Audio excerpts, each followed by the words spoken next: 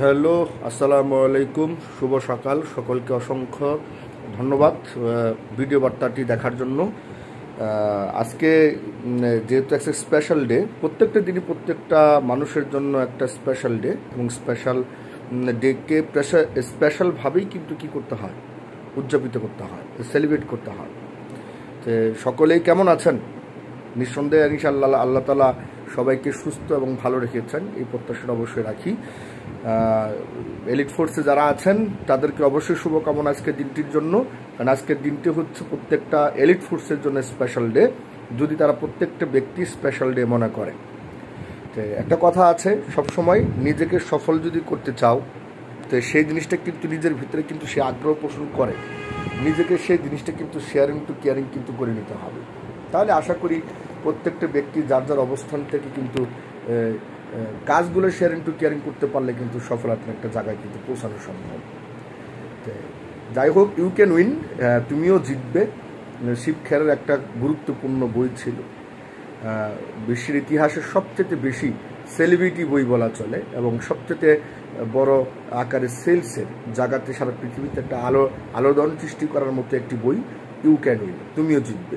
জীবনভরা আমরা শুনেছি তুমিও ঠকবে, তুমিও ধরা খাবে, এবং তুমিও তোমার জীবন নষ্ট করবে, কিন্তু শিব খেরা তার বিখ্যাত ইউ ক্যান উইন এই বইটাই লিখেছেন তুমিও জিতবে। এমন সবাই শুধু বলে তুমিও ঠকবে, তুমিও পরাজিত হবে, কিন্তু শিব খেরা বিখ্যাত রাইটার উনি লিখেছেন তুমিও কি জিতবে। তো যাই হোক, কবিতার অত্যন্ত সাবলীল ভাষায় কবিতাটা সে লিখেছেন, এবং এই কবিতাটা আমার আজও পর্যন্ত মনে রয়েছে। আজও পর্যন্ত এই কবিতা নিয়ে অনেকেই অ্যানালাইসিস করে।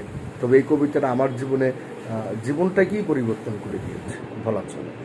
তাই প্রতিদিন ঘুম থেকে উঠে সকালবেলায় কবিতাটা আমি একবার করে আবৃত্তি করি। কবিতাটা হচ্ছে এরকম যে, পরাজয়কেই মেনে নিলেই তুমি পরাজিত, পরাজয়কে মেনে নিলেই তুমি পরাজিত। যদি মনে সাহস না থাকে তবে জেতার আশা করো না। যদি মনে দ্বিধা থাকে তুমি পারবে কি না, তাহলে মনে রেখো তুমি হেরেই গিয়েছো। হারলে ভাবলে হার তোমার হবে, কারণ সাফল্য থাকে ইচ্ছা শক্তিতে।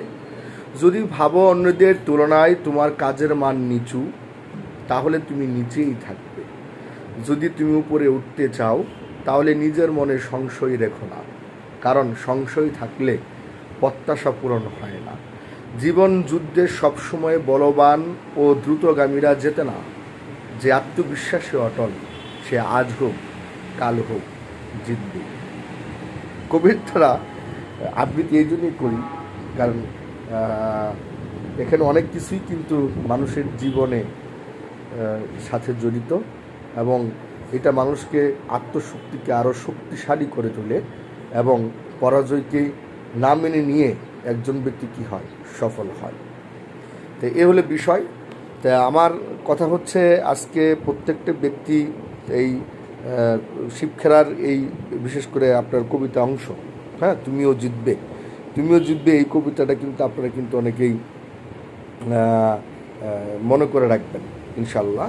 এবং আশা করি ইনশাল্লাহ পৃথিবীতে আপনারা দুই ধরনের ব্যক্তি দেখতে পাবেন, এটা নিশ্চিত থাকেন। পৃথিবীতে দুই ধরনের মানুষ আছে, একরকম যারা সব কিছু গ্রহণ করে, আর দুই নাম্বার হচ্ছে যারা সব কিছু দিয়ে দিতে পারে। এই ধরনের ব্যক্তিগুলো পৃথিবীতে আপনারা পাবেন, হ্যাঁ। তো তবে যারা নিতে জানে তারা শুধু খায়, এই ব্যক্তিগুলো, হ্যাঁ, মানে যারা নিতে জানে তারা খায় ভালো, আর যারা দিতে জানে তারা ঘুমায় ভালো। যারা দিতে জানে তাদের আছে প্রচুর পরিমাণে কিন্তু আত্মশক্তিতে, তার আত্মমর্যাদা বোধ সম্পন্ন, একটি ইতিবাচক মনোভাব, এবং তারা সমাজে সবসময় বিভিন্ন সেবায় কিন্তু আগ্রহী থাকে। অবশ্য সমাজ সেবার অর্থ বর্তমান নেতা বা তথা রাজনীতিবিদ যারা আছে, ছদ্ম নামে যারা আছে, সমাজসেবা, এই সমাজসেবা সেই সমাজসেবা কিন্তু নয়। এরা প্রকৃতপক্ষে সমাজসেবার নামে নিজেদেরই সেবা করে থাকে। প্রত্যেক মানুষের কিছু নেওয়ার প্রয়োজন হয়, এবং কিছু নিতেও কিন্তু অ্যাকচুয়ালি হয়, কিন্তু একজন সুস্থ মানসিকতার মানুষ, প্রখর আত্মমর্যাদা সম্পূর্ণ ব্যক্তি কেবলমাত্রই গ্রহণ করে, মানে মানে গ্রহণ কেবলমাত্রই সেই সকল বিষয়গুলো কিন্তু অ্যাকচুয়ালি গ্রহণ করবে না, দেওয়ারও কিন্তু সে চেষ্টা, শুধু গ্রহণই করে ঘটনাটা তা না, সে দেওয়ারও চেষ্টা করে। এক ব্যক্তি যখন সকালে যখন তার গাড়ি ধোয়া মোছা করছিল, তখন তার এক প্রতিবেশী জিজ্ঞাসা করছিল গাড়িটি কখন কিনেছেন। তিনি বললেন, ভাই গাড়িটিতেও অ্যাকচুয়ালি আমি কিনি নাই, গাড়িটি একজন দিয়েছেন। প্রতিবেশী আক্ষেপ করে বললেন, আমার যদি এরকম একটা গাড়ি থাকতো, গাড়ির মালিক মন্তব্য করলেন যে আপনার যদি আমার ভাইয়ের মতো একটি ভাই থাকতো। প্রতিবেশী স্ত্রী ওই বাক্য শুনছিলেন, তার মন্তব্য হয়েছিল, আমি যদি ভাই হতাম তাহলে প্রাপ্তির জায়গাতে আমি গাড়িটা কিন্তু ব্যবহার করতে পারতাম।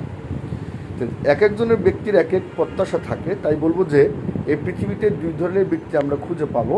এক ধরনের ব্যক্তি হচ্ছে যারা সব কিছু গ্রহণ করে, আর দুই নম্বর ব্যক্তিটা হচ্ছে যারা সব কিছু দিয়ে থাকে বা দিতে ভালোবাসে। তো এই জন্যে বলবো যে যারা নিতে জানে তারা খায় ভালো, আর যারা দিতে জানে তারা ঘুমায় ভালো।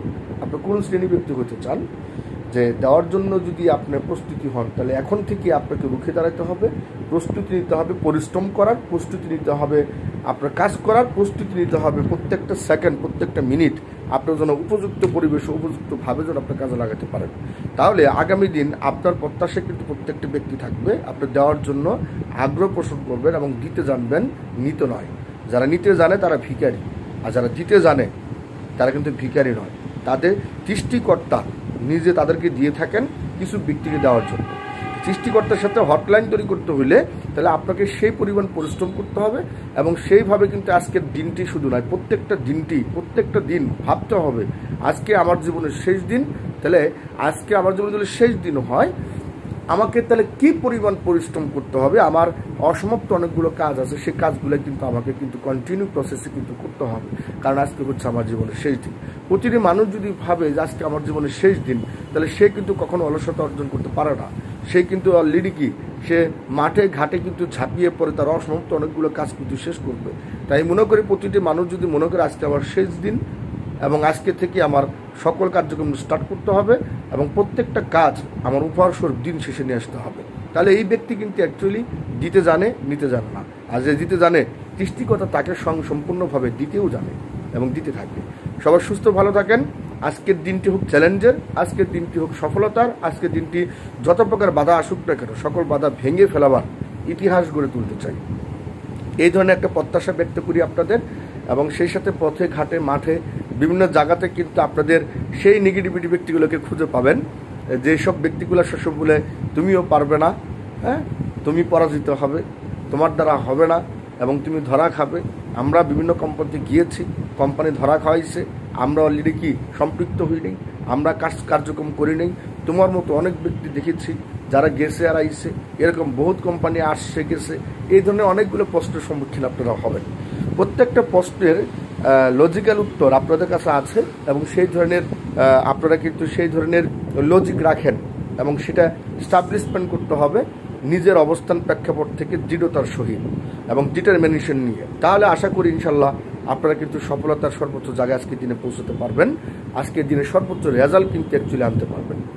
আমাদের কোম্পানিতে আরও কিছু ধরনের ব্যক্তি পাবেন, যে ব্যক্তিগুলো পূর্বে কাজ করেছিল বাট এখন নাই, এবং তারা কিন্তু মাঠে ঘাটে আপনাদের সাথে সাক্ষাৎ হবে, এবং এই ব্যক্তিগুলো কিন্তু অটোমেটিকলি বলবে আপনাকে, ভাই আমারও কিন্তু আইডিয়া আছে, আমিও কিন্তু এখানে ছিলাম, এখন আমি কাজ করি না, আমি অন্য কোম্পানিতে সম্পৃক্ত হয়েছি, এই লোক ভালো না, ওই লোক ভালো না, অমুকের দোষ তমকের দোষ, এ কথা বলবে। মনে রাখবেন, দুইটা কারণে আমাদের এই কোম্পানি থেকে একজন ব্যক্তি এখান থেকে রিজেক্টিং হয়।